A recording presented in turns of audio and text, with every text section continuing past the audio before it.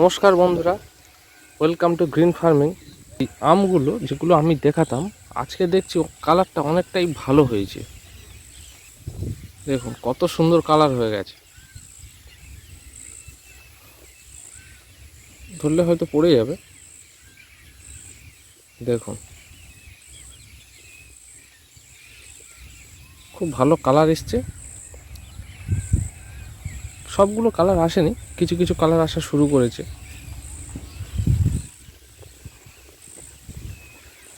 দেখুন এটাও কত সুন্দর কালার এসছে। দেখুন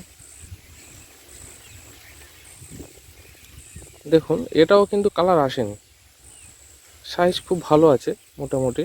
দেখুন কত সুন্দর। কিন্তু এই আমটা যেন একটু বেশি কালার চলে এসছে। এই দেখুন বাকিগুলো যেগুলো এই দুটো আম দেখাই, এই দুটো কিন্তু এখন সবুজ হয়ে আছে। পাশেরটা অল্প কালার এসছে, এটাও অল্প কালার এসছে।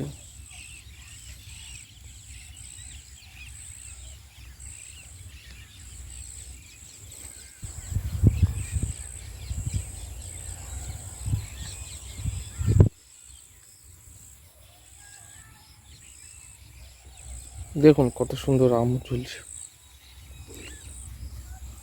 আমগুলো যতদিন গাছে থাকবে গাছটাকে দেখতে ভালো লাগে আর কি। গাছটাতে প্রচুর পরিমাণ আম হয়েছে, বয়স 4 বছর হবে।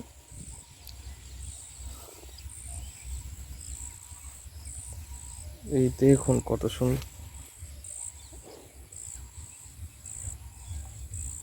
ওজন প্রায় 200 গ্রামের কাছাকাছি হবে আর কি। খুব বেশি বড় বলবো না, ফার্স্ট এবছর আম এসছে, এখনও একটাও হারভেস্ট হয়নি। তবে আম গাছটার একটা বৈশিষ্ট্য কি না, প্রায় দেখছি যে মুকুলটা অনেক বড় হয় আর প্রত্যেকটাই একটা করে সিঙ্গেল পিস। লক্ষ্য করে দেখুন প্রত্যেকটা মুকুলে কিন্তু একটা করে ঝুলছে। একটাতেই আছে দুটো, কিন্তু যখন মুকুল এসেছিল প্রায় প্রচুর আম ধরেছিল, সব পড়ে গিয়ে একটা করে আছে আর কি। এই গাছটাতে মোটামুটি বেশ 19টা মতন আম আছে আর কি।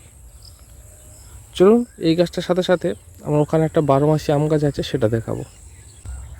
এই দেখুন কয়েকটা বড় বড় হয়েছে, কত সুন্দর।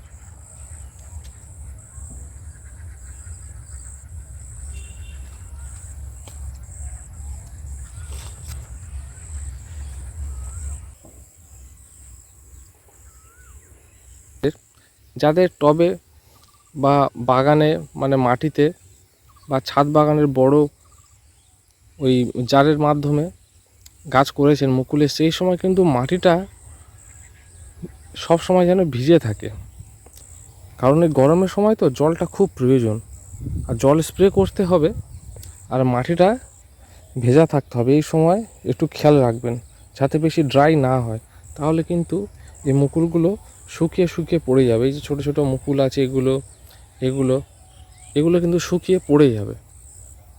সেই জন্য এই সময় জলটাকে খুব মেনটেন করতে হবে যাতে একদম গোড়া শুকিয়ে না যায়।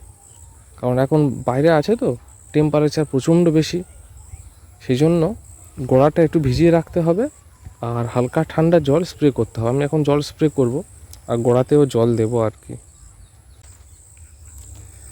আর এই গুটিগুলো ঝরে যাওয়ার আরেকটা কারণ হচ্ছে গাছের মধ্যে অনুখাদ্যের ঘাটতি হলে কিন্তু মুকুল ঝরে যায়। তো গাছের গোড়াতে প্রচুর পরিমাণ ফসফরাস, ম্যাগনেসিয়াম এই জাতীয় অনুখাদ্যগুলো একটু বেশি পরিমাণ দিতে হবে। তো আমাদের যেটা দিবি আমি ব্যবহার করি আর কি, আমি যেটা ব্যক্তিগতভাবে, সেটা হলো গোবর সার, খোল আর হিউমিক অ্যাসিড। আর অনুখাদ্য হিসাবে আপনারা যেগুলো টবে হয় আর কি, ছোটো জায়গার মধ্যে তো এই সময় ব্যবহার করতে পারেন, অথবা স্প্রের মাধ্যমেও বিভিন্ন ধরনের যেমন বোরন এগুলো স্প্রে করতে পারেন। কিন্তু আমি বলবো একবার ধরুন বোরন করলেন, তাতে দেখছেন যে ঝরে যাচ্ছে, একটু লক্ষ্য করে দেখবেন মুকুল থেকে যে গুটি ধরেছে গুটিগুলো শুকনো হয়ে যাচ্ছে কিনা। যদি যায় অবশ্যই কিন্তু জল স্প্রে করুন, ওগুলো দিন, অনুখাদ্যগুলো স্প্রে করুন বা গাছের গোড়ায় দিন, প্লাস সঙ্গে এখন এই গরমের সময় একটু জল স্প্রে করুন।